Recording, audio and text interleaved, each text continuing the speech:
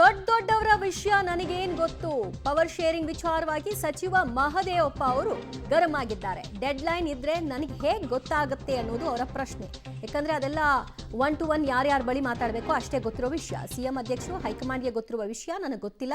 But Dalit CM ಹೋರಾಟ ಮಾತ್ರ ಮುಂದುವರಿಯುತ್ತೆ ಅಂತ ಮಹದೇವಪ್ಪ ಅವರು ಮಾತನಾಡಿದ್ದಾರೆ. ಇತ್ತೀಚಿನ ದಿನಗಳಲ್ಲಿ ಅದರಲ್ಲೂ ಯತೀಂದ್ರ ಮಾತನಾಡಿದ ನಂತರದಲ್ಲಿ ಮಹದೇವಪ್ಪ ಅವರ ಒಂದು ಮಾತಿನ ವರ್ಸೆ ಬದಲಾಗಿರೋದನ್ನ ಗಮನಿಸಬಹುದು. ನವೆಂಬರ್ 21 ಮಾಡಬೇಕು ಅಂತ ಸರ್, ಅದು ನನಗೇನು ಗೊತ್ತಾ, ದೊಡ್ಡ ವಿಷಯ ನನಗೇನು ಗೊತ್ತಾಗುತ್ತೆ. ಅದು ಚೀಫ್ ಮಿನಿಸ್ಟರು, ನಮ್ಮ ಅಧ್ಯಕ್ಷರು, ಹೈಕಮಾಂಡ್ ಗೊತ್ತಿರೋ ವಿಷಯ.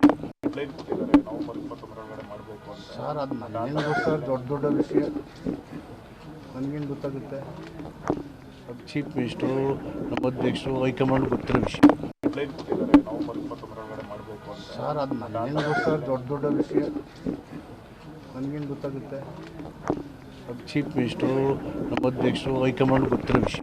ನವೆಂಬರ್ 21 ಮಾಡಬೇಕು ಅಂತ ಸರ್, ಅದು ನನಗೇನು ಗೊತ್ತಾ, ದೊಡ್ಡ ವಿಷಯ ನನಗೇನು ಗೊತ್ತಾಗುತ್ತೆ. ಅದು ಚೀಫ್ ಮಿನಿಸ್ಟರು, ನಮ್ಮ ಅಧ್ಯಕ್ಷರು, ಹೈಕಮಾಂಡ್ ಗೊತ್ತಿರೋ ವಿಷಯ. ನವೆಂಬರ್ 21 ಮಾಡಬೇಕು.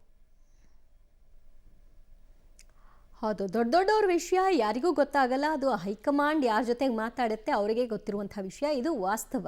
ಆದರೆ ಈ ಹಿಂದೆಲ್ಲ ಮಹದೇವಪ್ಪ ಅವರು ಹೀಗೆ ಮಾತಾಡ್ತಿರ್ಲಿಲ್ಲ. ಬಟ್ ಕಳೆದ ಕೆಲ ದಿನಗಳಿಂದ ಅವರ ಮಾತಿನ ವರ್ಸೆ ಬದಲಾಗ್ತಿದೆ. ಅವ್ರಿಗೇನೋ ಒಂದು ಅಸಮಾಧಾನ, ಬೇಸರ ಇದ್ದ ಹಾಗೆ ಕಾಣಿಸ್ತಾ ಇದೆಯಪ್ಪ.